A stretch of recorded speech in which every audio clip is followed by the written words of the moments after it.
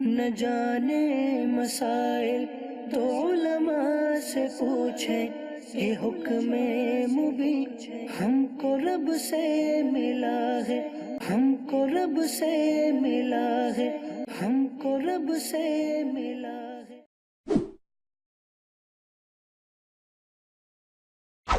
الحمدللہ رب العالمین والصلاة والسلام علی سید المرسلین، اما بعد فاعوذ باللہ من الشیطان الرجیم، بسم اللہ الرحمن الرحیم۔ اللہم افتح علینا حکمتک وانشر علینا رحمتک یا ذا الجلال والاکرام۔ کیسے ہیں آپ؟ نصاب الصرف کے 11 سبق پہلے ہو چکے ہیں، جن کے اندر ہم ماضی بنانے کا طریقہ، پھر مضارع اور مضارع سے معروف اور مجہول، اور مضارع سے آگے نفی جہد بلم، نفی تاکید بلند بنانے کا طریقہ سارا جان چکے ہیں۔ یعنی مضارع کے اندر، مضارع سے اگر ہم نے ماضی منفی کا معنی لینا ہے تو ہمیں کیا کرنا ہوگا، اور اگر مضارع سے مستقبل میں تاکیداً نفی کا معنی لینا ہے تو پھر کیا کرنا ہوگا، وہ ہم سارا جان چکے ہیں۔ آج جو ہم سبق پڑھیں گے وہ یہ ہے کہ وہ کون سی چیزیں ہیں، وہ کون سے الفاظ ہیں، وہ کون سا طریقہ ہے جس کے ذریعے ہم خالی مضارع کے اندر ہی تاکید پیدا کر سکیں۔ یعنی حال یا مستقبل دونوں میں سے کوئی ایک معنی لینا ہو تو ان میں تاکید پیدا کرنے کے لیے ہمیں کیا کرنا ہوگا۔ تو اس کا طریقہ کار یہ ہے کہ ہمارے پاس لام بھی تاکید کے لیے ہوتا ہے اور نون بھی تاکید کے لیے ہوتا ہے۔ لام اور نون دو ہمارے پاس ہیں، یہ ہم مضارع کے ابتدا اور انتہا پہ لگا دیں گے تو مضارع کے اندر تاکید کا معنی پیدا ہو جائے گا۔ اب ابتدا میں وہ نون تاکید نہیں آئے گا، ابتدا میں لام تاکید آتا ہے اور بعد میں نون تاکید آتا ہے۔ اس سبق کو ہم جو یاد رکھتے ہیں وہ نون تاکید کے بیان کے نام سے یاد رکھتے ہیں۔ یاد کرنے کا طریقہ جس طرح میں نے آپ کو بتایا کہ سوال ہمارے ذہن میں ہونا چاہیے کہ ہم کیا پڑھنے لگے ہیں، کیا جاننے لگے ہیں، تو اس سے پھر آگے سمجھنے میں آسانی رہتی ہے۔ تو صفحہ نمبر 71 پر سوال ہے کہ نون تاکید کی تعریف بیان کریں اور اس کی قسمیں بیان کیجیے۔ تو نون تاکید کی تعریف، وہ نون جو فعل مضارع کے آخر میں آتا ہے، وہ نون جو فعل مضارع کے آخر میں آتا ہے اور اس کے معنی میں تاکید پیدا کر دیتا ہے۔ مطلب فعل مضارع کے معنی میں تاکید پیدا کر دے گا، جیسے لیضربن، لام تاکید بھی آ گیا نا شروع میں، تو بولتے ہم نون تاکید ہی ہیں اکیلا، لیکن لام تاکید کا بھی ذکر ہوتا ساتھ میں۔ ضرور ضرور مارے گا وہ ایک مرد، ضرور ضرور مارے گا وہ ایک مرد۔ تو نون تاکید ہوتا ہے دو طرح کا، جس طرح تاکید کبھی زیادہ ہوتی ہے، کبھی سادہ ہوتی ہے، تھوڑی تاکید ہوتی ہے، کبھی بہت زیادہ تاکید ہوتی ہے۔ آپ نے کسی بندے کو بولا یار یہ کام کرنا، تو نے یہ کام لازمی کرنا ہے، تو نے یہ کام ضرور ضرور کرنا ہے، تو تاکید بڑھتی جاتی ہے نا۔ تو نون مشدد سے تاکید زیادہ ہوتی ہے، نون خفیفہ سے تاکید کم ہوتی ہے۔ تو ایک نون مشدد ہوتا ہے اور ایک نون ساکن ہوتا ہے۔ مشدد کو نون ثقیلہ اور جو ساکن ہے اس کو نون خفیفہ کہتے ہیں۔ نون ثقیلہ کے احکام کیا ہیں جی؟ بتاتے ہیں۔ نون ثقیلہ پر 6 صیغوں میں، یعنی یہ مضارع کے بعد آنا ہوتا ہے نا، مضارع کے بعد آنا ہوتا ہے، تو 6 صیغے۔ اب وہ 6 صیغے کون سے ہیں؟ 4 تثنیہ کے اور 2 جمع مؤنث غائب و حاضر ہیں۔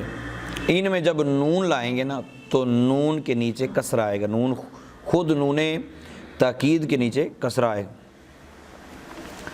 جیسے لیضربان، لیضربنان، ٹھیک ہے۔ اور باقی تمام صیغوں میں نون تاکید جو ہوتا ہے وہ مفتوح ہوتا ہے۔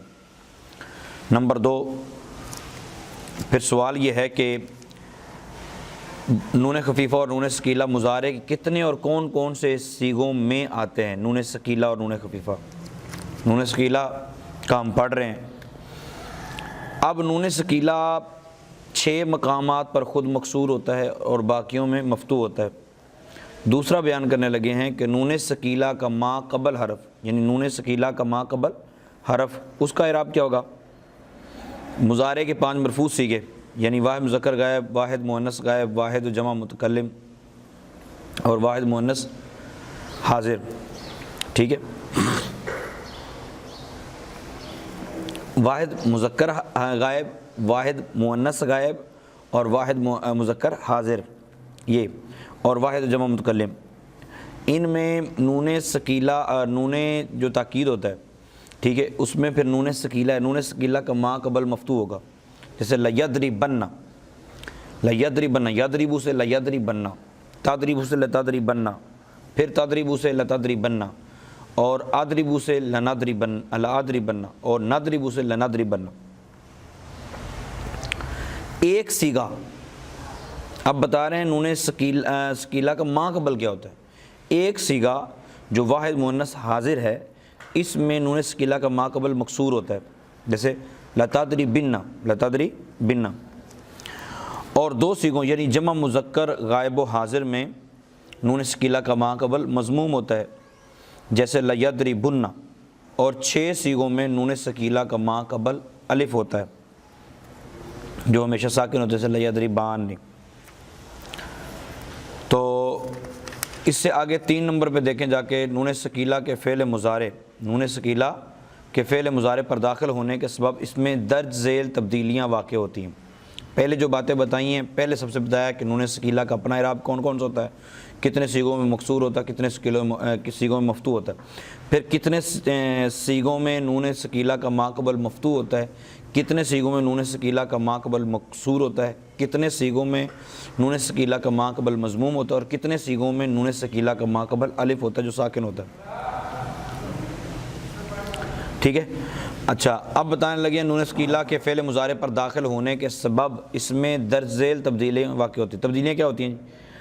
پہلی، 2 سیگے یعنی جمع مذکر غائب و حاضر کے آخر سے واو جمع گر جاتا ہے، واو جمع گرتا ہے، تبھی تو اس کے شروع میں، مطلب اس کے پہلے واو کی جگہ پہ ضمہ آ جاتا ہے، مضموم ہو جاتا ہے نا۔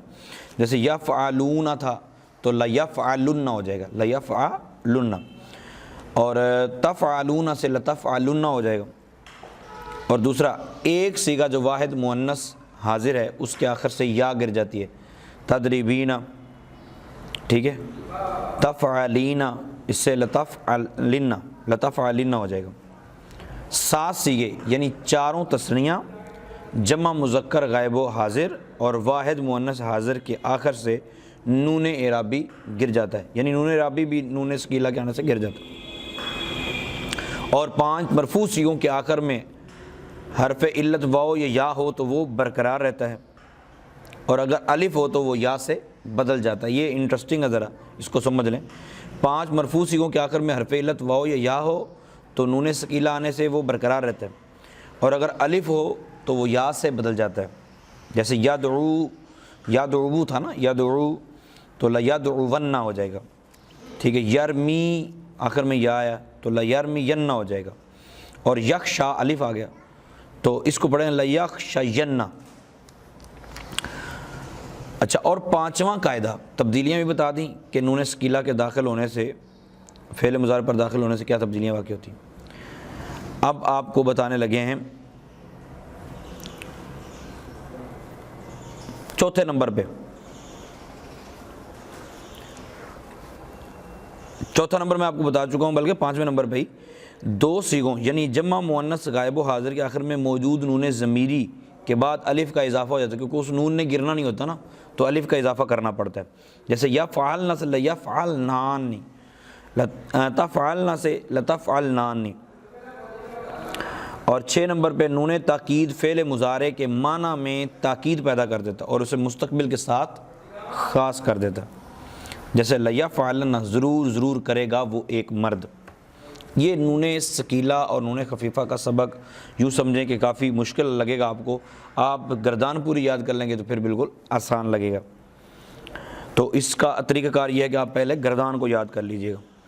اور نون خفیفہ کے احکام کیا ہیں جی؟ وہ کہتے ہیں نون خفیفہ ہمیشہ ساکن ہوتا ہے، نون ثقیلہ مفتوح ہوتا ہے یا مکسور ہوتا ہے، یہ ہم پیچھے پڑھ چکے ہیں۔ نون خفیفہ کیا ہوتا ہے؟ ہمیشہ کیا ہوتا ہے؟ ساکن ہوتا ہے۔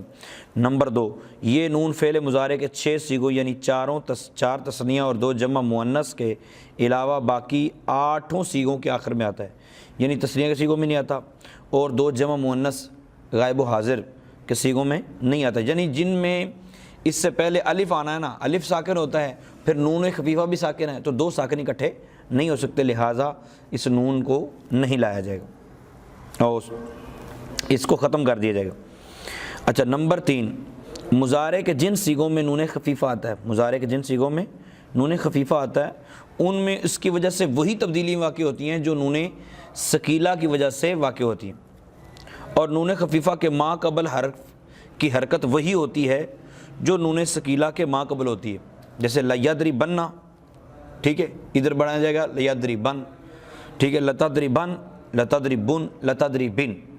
تو فرق صرف اتنا ہے نون ثقیلہ اور نون خفیفہ میں بالخصوص کہ نون ثقیلہ جو ہوتا ہے یہ جن کے آخر میں نون ہوتا ہے مطلب الف آنا ہوتا ہے، جس طرح 4 تثنیہ کے صیغے ان کے آخر میں بھی آ جاتا ہے، اور بلکہ پوری گردان میں آخر میں آ جاتا ہے نون ثقیلہ، لیکن نون خفیفہ یہ جو 4 صیغے تثنیہ کے ہیں ان میں نہیں آتا، ٹھیک ہے، اور 2 صیغے جو جمع مؤنث کے ہیں ان میں نہیں آتا، باقی 8 صیغوں کے آخر میں نون خفیفہ آتا ہے۔ فائدہ، فعل مضارع کے آخر میں نون تاکید ہو تو اس کے شروع میں لام تاکید مفتوح یا لفظ اما آتا ہے، جیسے یضرب سے لیضربن یا اما یضربن، آگے پوری گردان دی ہوئی ہے۔ فعل مضارع مؤکد بلام تاکید و نون تاکید ثقیلہ معروف، پھر مجہول، پھر فعل مضارع مؤکد بلام تاکید نون تاکید خفیفہ معروف، اور پھر آگے مجہول، لام تاکید بانون تاکید ثقیلہ اور خفیفہ دونوں کی گردانیں ہیں۔ آگے ان کے سوال دیکھیں گے تو انشاءاللہ عز و جل آپ کو ساری بات کلیئر ہو جائے گی۔ اس کو بار بار رپیٹ کرنا ہے، بار بار رپیٹ کریں، کم از کم یہ ذہن میں ہو کہ یہ کون سا صیغہ، یہ کون سا صیغہ، یہ کون سا صیغہ، یہ کون سا صیغہ۔ اللہ تعالی ہم سب کو قرآن پاک کو سمجھنے کی غرض سے جو ہم پڑھ رہے ہیں اس کو یاد رکھ کر عمل کر کے دوسروں تک پہنچانے کی توفیق عطا فرمائے، آمین بجاہ النبی۔